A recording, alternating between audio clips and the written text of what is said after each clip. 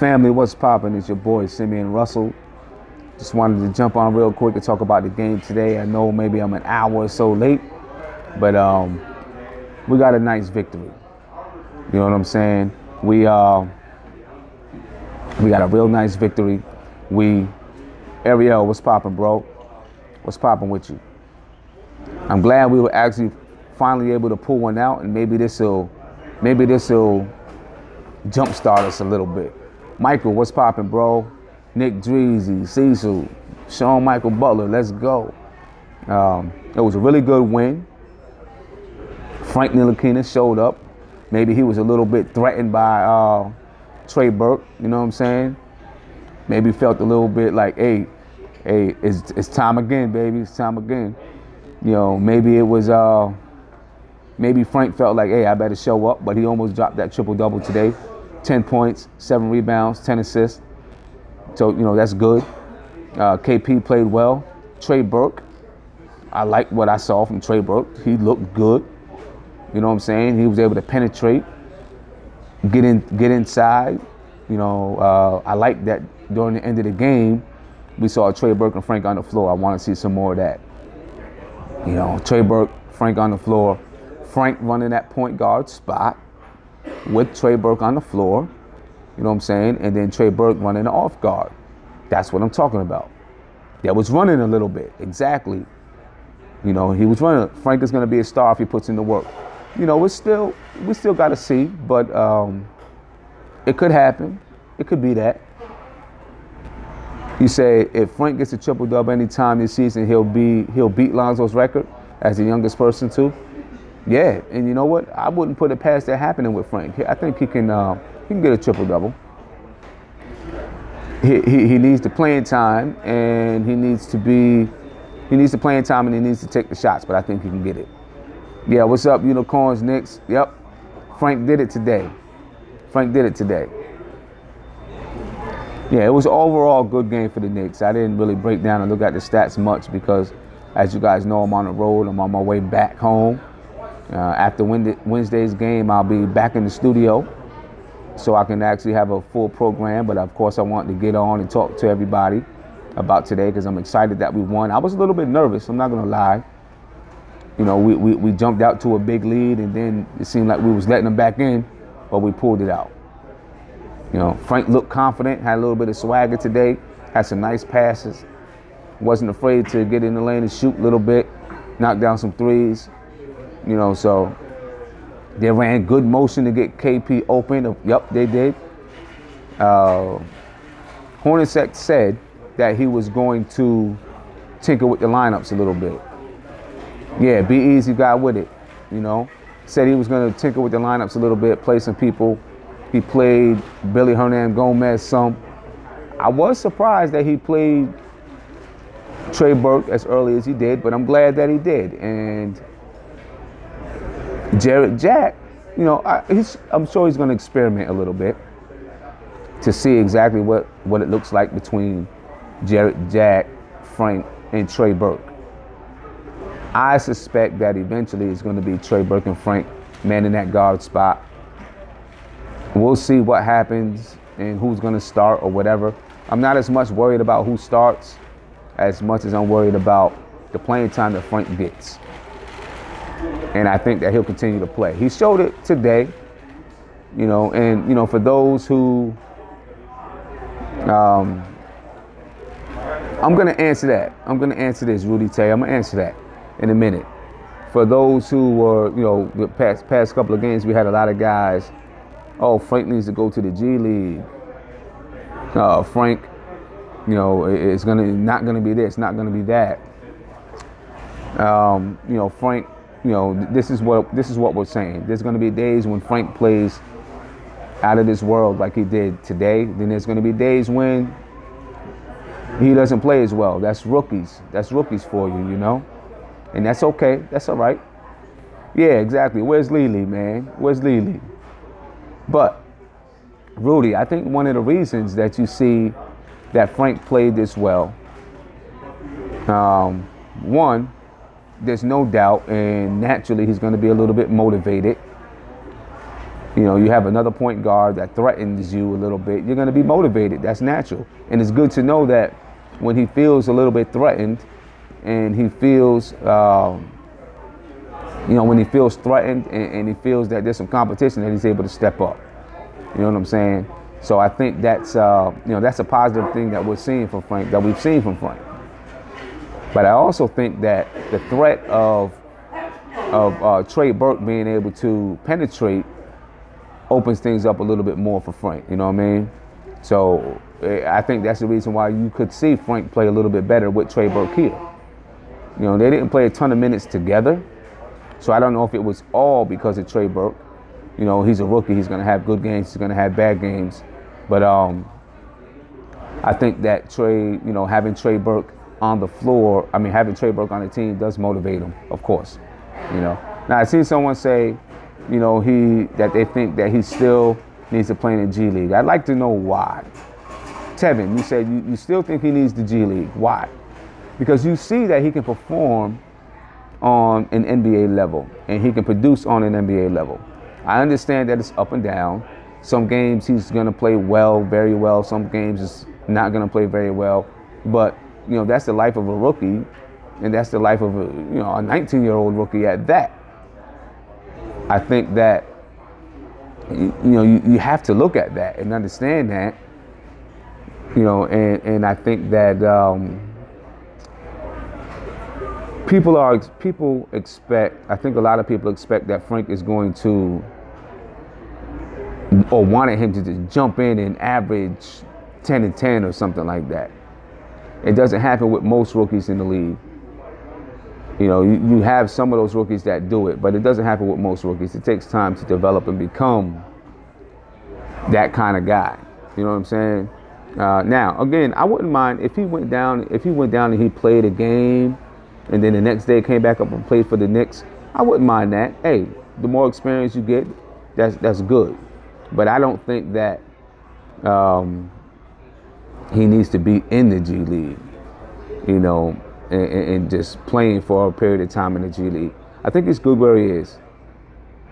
You say, I think he needs the G League. Tevin Brown says, I think he needs the G League because it will give him the opportunity to assimilate to the North American playing style under a big bulk of minutes.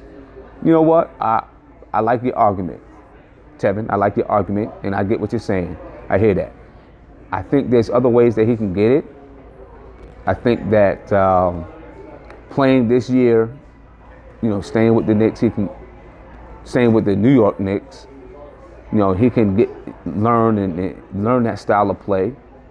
I think he can also obtain that style of play and understand that style of play a little bit better by playing in summer leagues over the summer.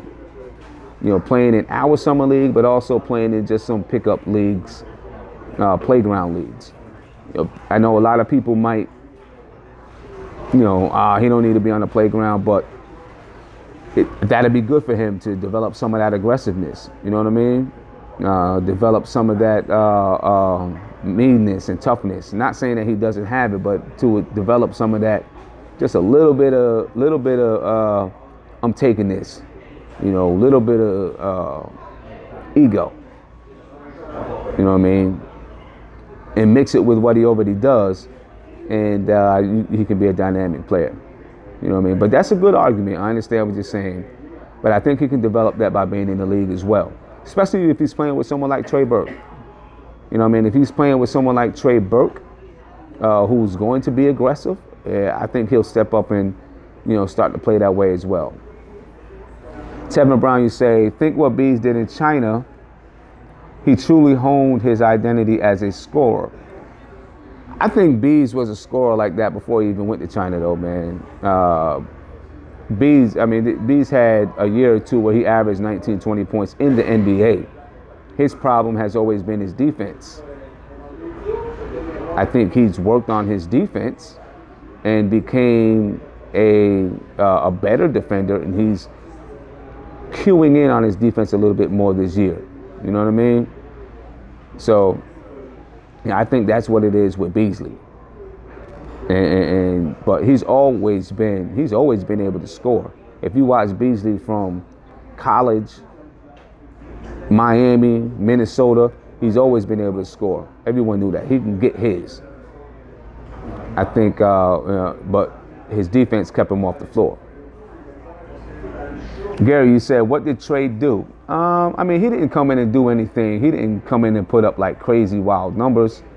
He came in immediately. You could see that he could penetrate, and the impact that it would have from his penetration. He immediately came in, penetrated along the baseline, swung it out. The ball swung around, and Doug McDermott hit a three. Immediately and it was caused by his penetration. A couple of assists to KP. You know what I'm saying? So it was that was the impact that he had immediately as soon as he stepped in the game. You know what I mean? And I think just the change of pace of having a guy like him, and you can see he was able to be small, dribble his way, come off screens, dribble his way into the lane, and create some havoc that way. And it's a way that Frank maybe just can't do because of his length, but Frank also attacked the paint a little bit himself today, and it could be because you got a guy like, if you're an athlete, if you are someone who's going to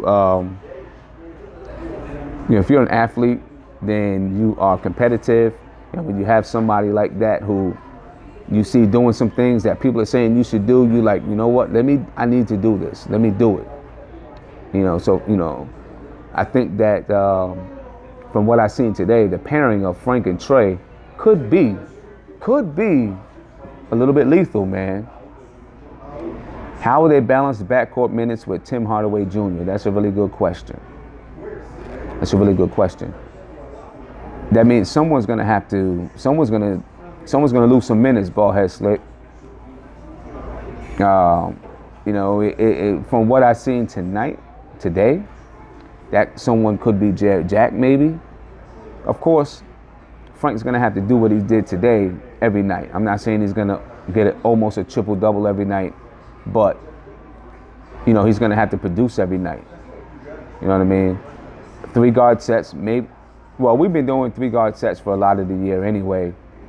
Now we're talking about new people, but I'm sure we'll see some more we'll continue to see 3 guard sets.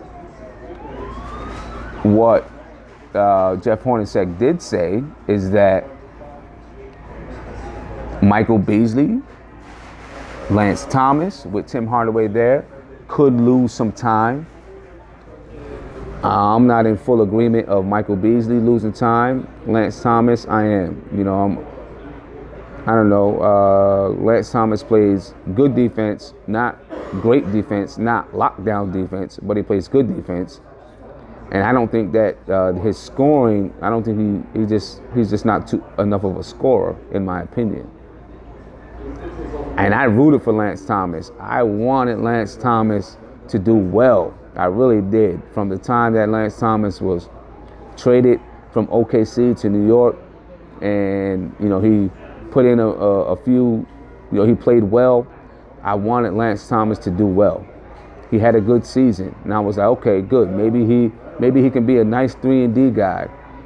But it hasn't happened, and he's not producing the way that I thought he could and the way that I wanted him to. So now I'm not souring on him as a person, of course, but I'm kind of souring on him as a player. I like his defense, but I think that we can get the same production using different lineups without him. You know what I'm saying? And then just having him as a crutch back there in the event that we need him. Who's Mark? You say KP was getting open tonight to make a shot with the point guards attacking. Yeah, it's always going to help when you have a point guard that's attacking. It's going to help get everybody open shots.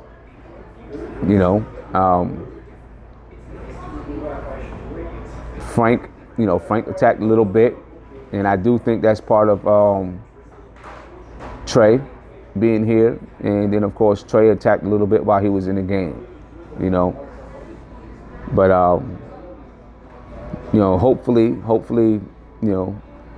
hopefully the energy from Trey Burke, his style of game emits energy because he's fast and he's quick, and we've been playing kind of stuck in the mud. And so when you have someone who changes the pace like a Trey Burke, maybe it'll make us it'll force us to play a little faster, force everyone to play a little faster, force everyone to play with a little bit more energy, you know. So, and I think when I look at Trey, Burke, and Frank, I think it could be a good mix of fire and ice between Trey, Burke, and Frank on the floor together. You know, if and when it gets to that point, it can be a good mix of fire and ice. You know, a guy that can really attack and play, then a guy that can slow it down and say, hold up, let's get a good shot. You know, so I'm looking forward to seeing that.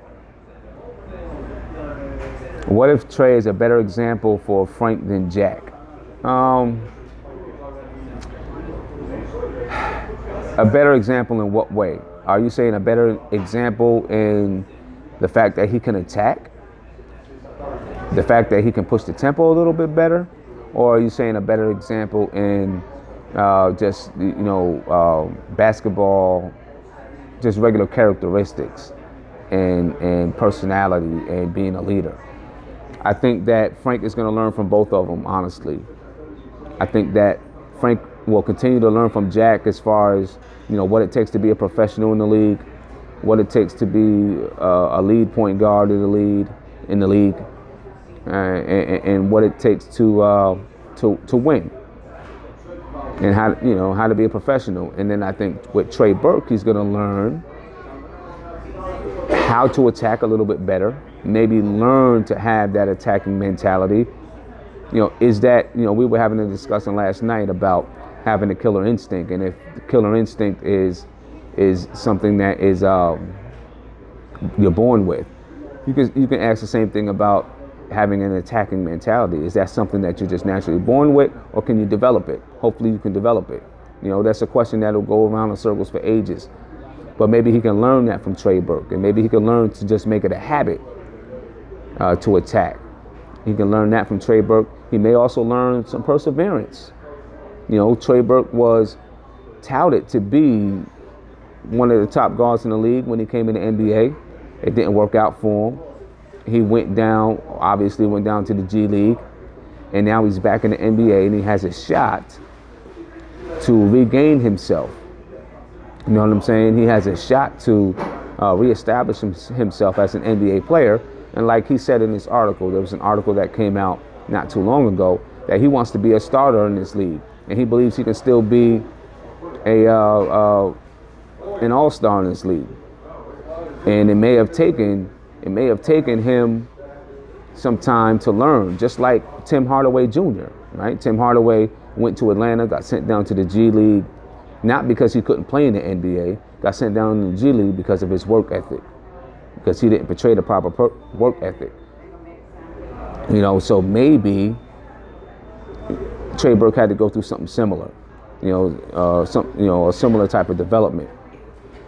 And so now he's, you know, and Frank can learn from that as well. You know, Frank can learn that perseverance.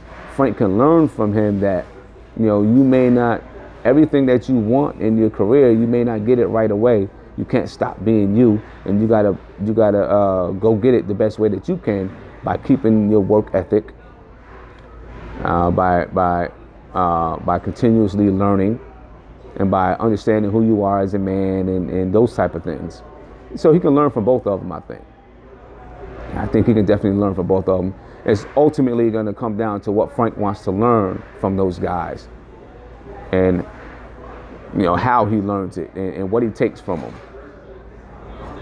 Yep, Frank's Unicorn. Trey feels a huge need for us, and hopefully we'll see some more of them. It's going to be on Hornacek to work him into the lineup and use him correctly. And we've been complaining a lot about KP not being used correctly. KP not really, and also about KP not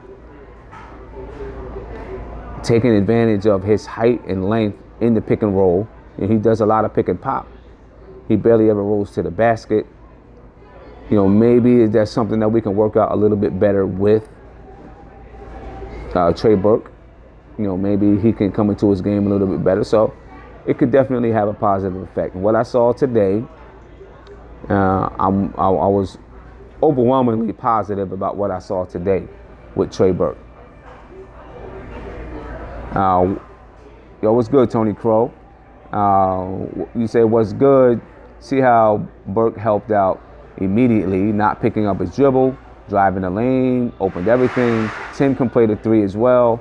Lance may be the odd man out, and even Baker played well. Yeah, I did. Right off the bat, we talked about it a little bit earlier. Right off the bat, we saw that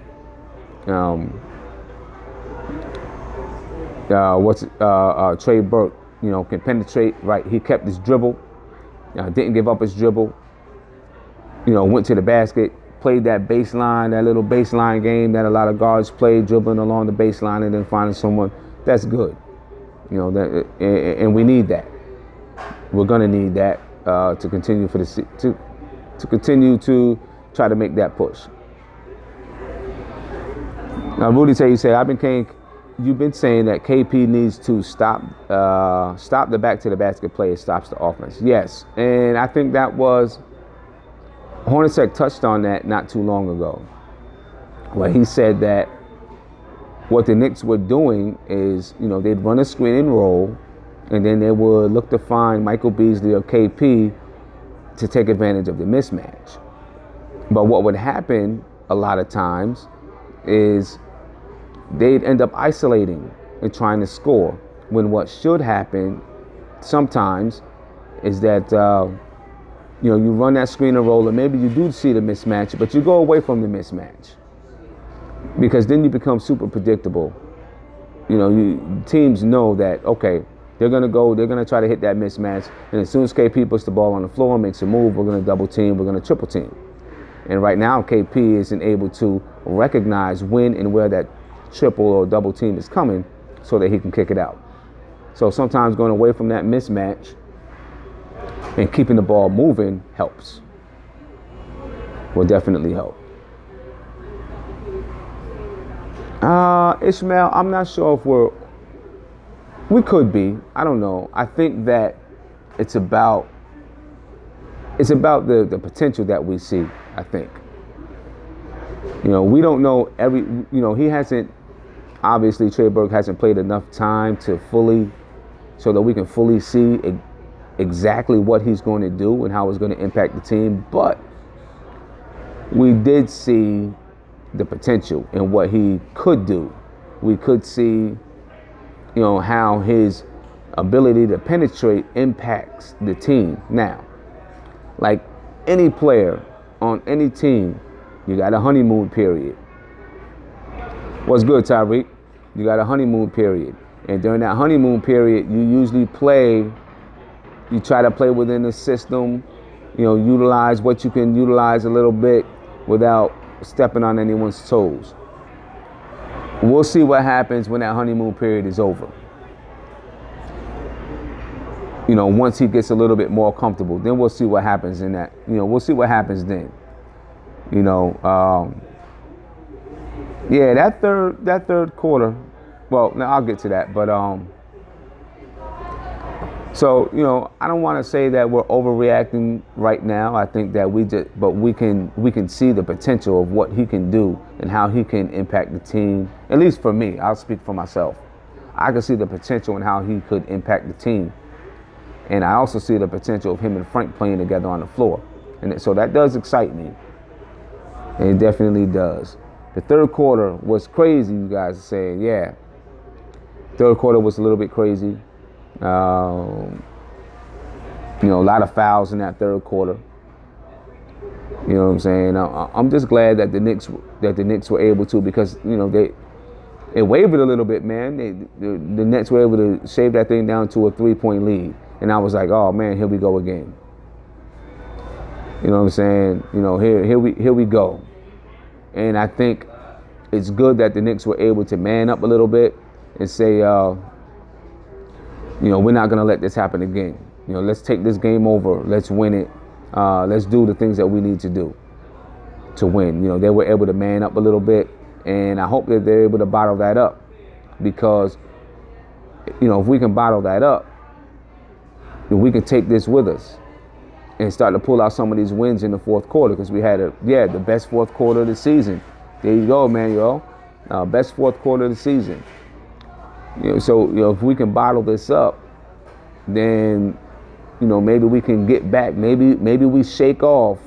Maybe we shake off whatever funk we've been in.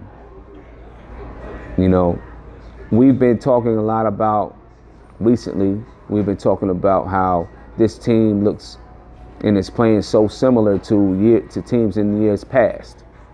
Come out the gate looking good and then start to flounder a little bit during this part of the season. But let's not forget, though, when we had that season 2012-13, we came out the gate good. We started to flounder during the middle of the season, and then we were able to go on a little bit of run. A different team, obviously. We didn't have so many guys that were in new positions and had to adjust to a new mindset. Different team, but you never know. But it's a different team than any team that we've had over the past few years. So we don't know exactly what this team is going to be able to, what kind of heart, what kind of, how they're going to be able to man up. So, like we said, we talked about it yesterday and we talked about it before. Let's not give up on the team. Let's see what happens by the end of this month.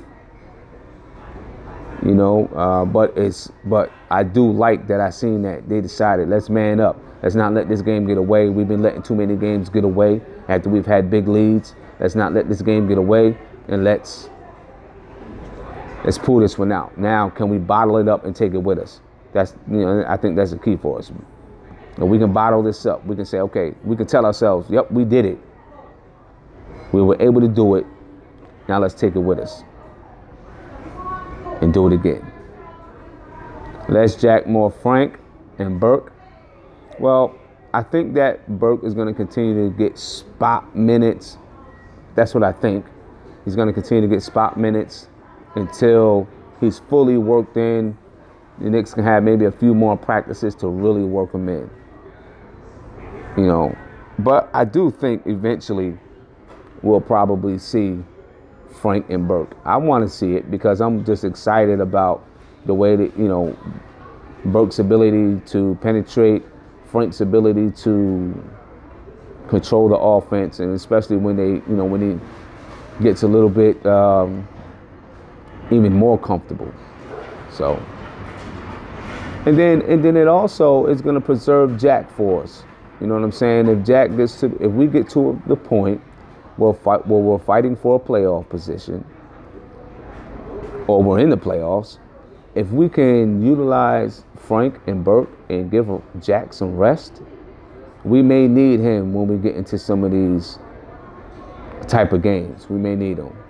Who's smart? You say Jack Course ran too long. Stop with the Jarrett Jack. He hurts us. See, I disagree with you, man.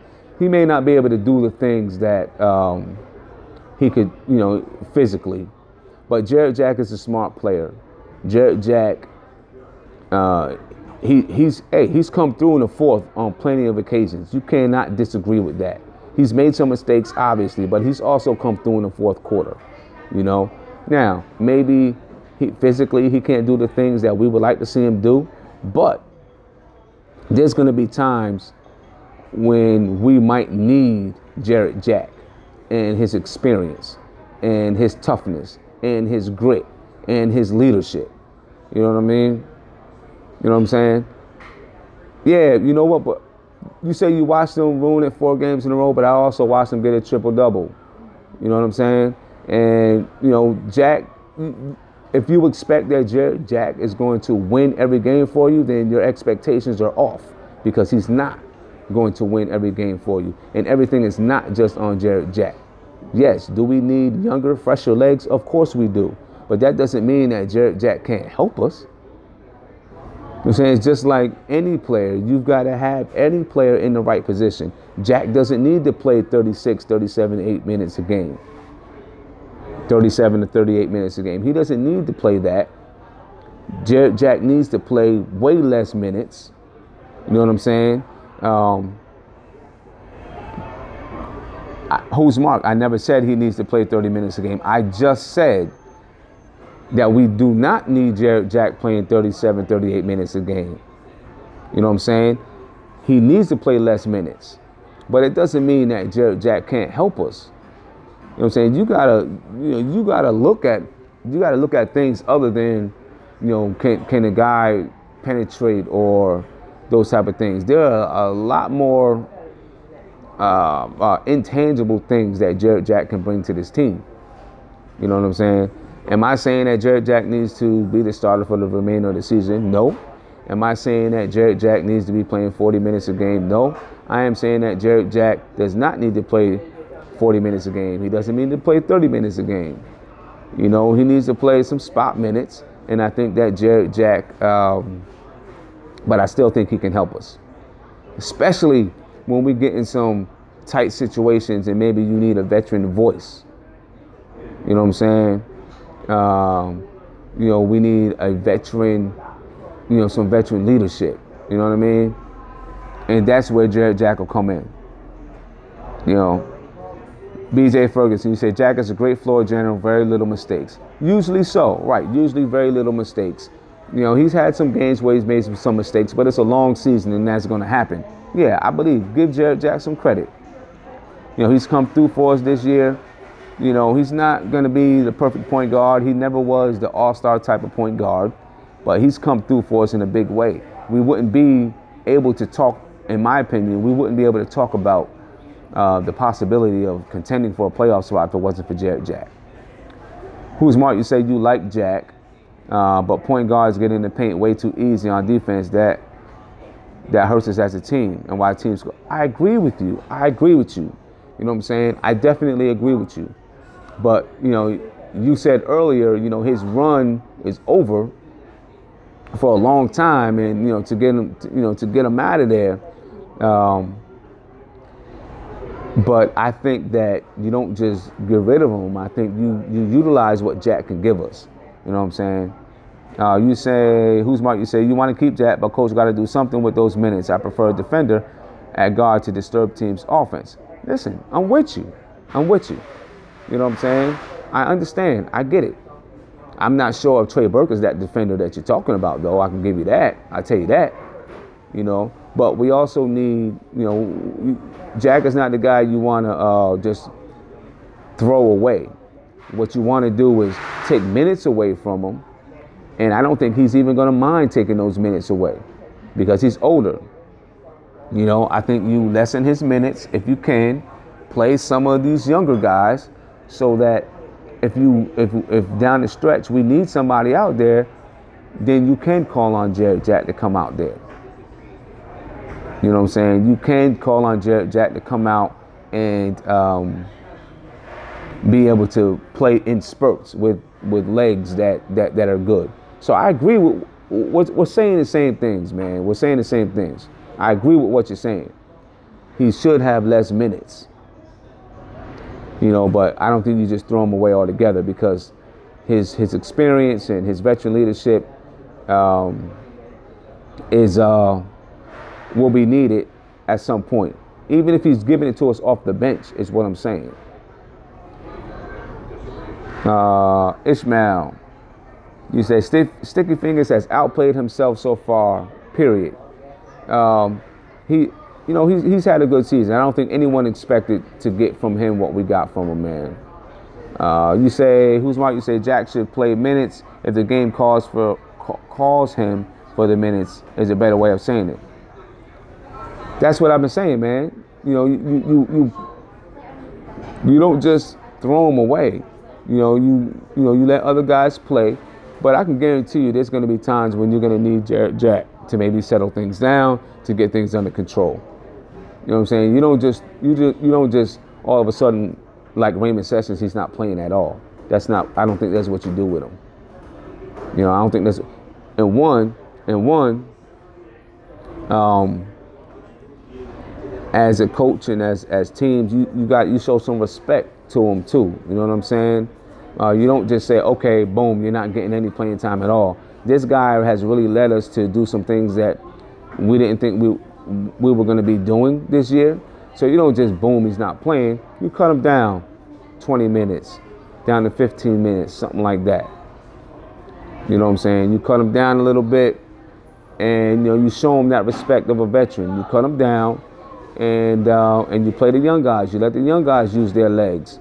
And then when you need them, you say, Jack, you got the legs, let's go. You know what I mean? Right. Our season would be over without Jack, and I think Jack is he's a good mentor for Trey Burke, because Trey Burke has gone through some of the some struggles in his career. I think he'd be a good mentor for Trey Burke. He's a great mentor for Frank. He was a great mentor for Kyrie. We got to give that man some respect.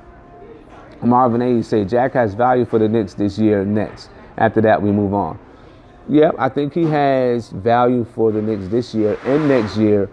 Definitely next year, though. I don't think his value is going to be so much on the floor, though, except for like as an insurance policy. I think his value is going to be his veteran leadership, kind of like the Cavaliers have done with Jose Calderon. You know what I mean? Jose Calderon, he's basically riding the end of the bench, and then Derrick Rose is out, Isaiah Thomas is out. You say, okay, Calderon, we need you. And then he can come in and perform. I think next year, that's the role. If Jack is with us next year, that's the role that you'll see from Jarrett Jack. And I think he'll be cool with that. I think he'll be cool with it. So, and Jarrett Jack, and, when you're older a little bit, you're not playing as much. You preserve your legs a little bit. Then when you do get a chance to play, you feel good. What do I think of Beasley going forward? It's hard to say. I would like to keep Beasley on the team. I think that Beasley can be a big help for the Knicks going forward. I mean, he's 29 years old now. Pretty soon he's going to reach that point where he's not getting any better, but he's a guy who is still within his prime, and he can score almost at will. And I think that he's, with the team that we have and the team that we will likely have next year, he's the kind of guy that you can have on the team, and when you really need a bucket, the game is getting rough and tough, and you need someone to go get a bucket, he can be that guy. You know what I mean? Is that worth a large contract? I don't think that other teams are gonna value him at such a high contract that will have too much competition.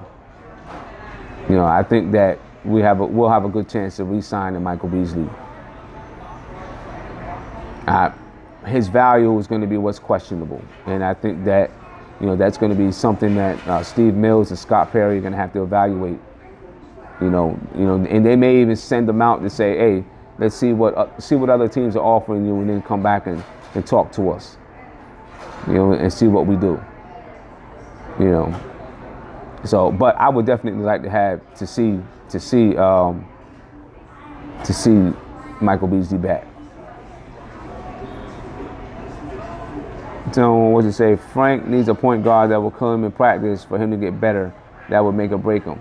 Yeah, and I think that I think Trey Burke is a really, really good guy for Frank to go against in practice every day, or whenever they get a chance to practice. Really good guy, because right now we know that he's a good defender. Talking about Frank, and with him being a good defender, but in practice he's going against Jarrett Jack and Ron Baker. Was Raymond Sessions. Maybe he's guarding Tim Hardaway Jr. earlier in the season. But I think having a guy like Trey Burke to guard, that's going to help him. That's going to help him defensively in the long run, having a quick guy like that to guard. So that's going to help us out. That's going to help Frank out. You say Beasley should get $6 to $8 million per year. If he wants more, let him kick rocks. $6 to $8 million per year. That could be about his price range. And of course it's going to be what other teams can value him, or how other teams value him. You know what I mean? So I think it would be smart for the Knicks to, if Michael Beasley wants to be a Knick, which I think he might. I think it would be smart for other for the Knicks to send him out, kind of get understand his value a little bit better, and then be able to kind of decide how much or how much he's worth and how much give them. I seen some stuff about Dotson. Yeah, I think that Dotson will be a good player. I think we need to be patient. Dotson, I think he'll get his time. He's obviously a good defender. Another thing that I like about Dotson is his athletic ability. We're missing athletes on this team, and Dotson is a guy that's an athlete. You know, I mean, if you've seen him jump for rebounds and get up for rebounds and things like that, man. You know, he's an athlete. Dotson was at the G League Showcase. I mean, you know what? That's cool. You can let Dotson go to the G League Showcase because the Knicks, he's got a guaranteed contract with the Knicks. So, you know, we're not, you know, we don't have to worry about Dotson going anywhere. Nick Patrici said, we aren't paying Beasley because that will cut into the available cap space the Knicks will have. And I think, you know, that's something that in the summertime, the Knicks are going to look at their money and they'll probably set some priorities. And they'll take care of those priorities first. Is Beasley going to be one of those priorities? I don't know. You know, it's a good question, but he's someone, if we can find a way to keep him around, I think we should keep him around. Quincy Adamson, you say Dotson is good. He just missed out for playing time. Yeah, Dotson is good. You know, but, you know, you got Courtney Lee, you got Tim Hardaway Jr., you know, you got Frank that you know you got to play. You know, so, you know, he you know, it's kind of a glut there, but it'll clear up soon, I think. I don't know if this year, but it'll clear up soon. You know, I like Courtney Lee a lot, but, you know, I would never say there's not a chance that he's, you know, he doesn't get traded. Although I like Courtney Lee and I like having him around. He's the kind of guy that you want to have around, you know, because he's a leader. Oh, Siobhan, like you say, should be able to attract free agents this summer. Appreciate the super chat, brother. Appreciate you. Hopefully, I think we can attract free agents this summer. The thing is, we don't really have a lot of money this summer. You know, we have some money, but we're not you know, we don't have an overwhelming amount of money. You know. But, you know, so this summer is going to be interesting. You know, we should probably set our minds, not that I want to look past the season, but we should probably set our minds that going into the season next year, our team is really going to look the same. Food court, please. Andrew to food court. Please excuse the you know, I'm on the road traveling and whatnot, and I stopped at a little travel spot, so please excuse them. You know what I'm saying? But C equals CL Smooth. There it is. I like that. CL Smooth. I'm using that. Sorry, bro. I had to steal that from you, man. But listen, guys. I got to get back on the road. I wanted to stop. I know this was a little bit shorter than usual, but Wednesday night after the Knicks play, I'll be back in the stew, and we'll be able to chop it up, man. Halder, appreciate it. Appreciate it. But I'm going to get back on the road because I got a long trip ahead of me. But I just wanted to, I know it was a little bit late getting in. But I just wanted to check in with everybody. I like the game. I hope, I'm excited about what I seen. You know what I'm saying? Who's Mark? I got you. I'm putting a 5-minute, I got something new, Who's Mark? I got a 5-minute timer that's going to be up. But I expect your call every time, bro. Thank you for calling in and being here. All right. Thank you for the safe travels, everybody. And you all be safe. Get ready for work tomorrow. You know what I'm saying? Relax, spend some time, eat dinner with your family and everything. And I'll talk to you Wednesday. All right, friends, Unicorn, I'm looking forward to it. Peace, y'all. Have a good one.